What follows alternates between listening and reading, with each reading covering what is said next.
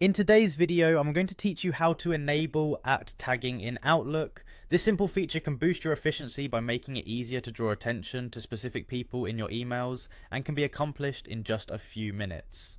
First, let's get started by heading over to Microsoft Outlook. You can do this by opening your browser and searching for Outlook, or if you already have it bookmarked, simply click that.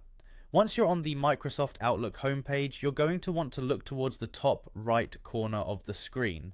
Here you should find the Sign In button. Go ahead and click on it. Signing in requires your email address and password associated with your Microsoft account. If you have these handy, type them in the respective fields and proceed by clicking the Sign In button again.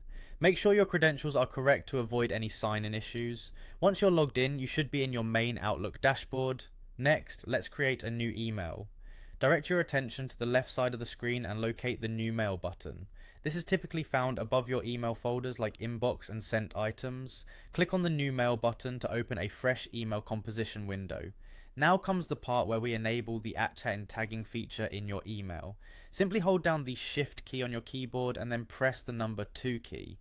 On most keyboards, this is how you get the symbol. Once you type the symbol in the body of your email, Outlook will give you an option to tag someone. Type the first few characters of their name after the symbol to pull up suggestions from your contact list.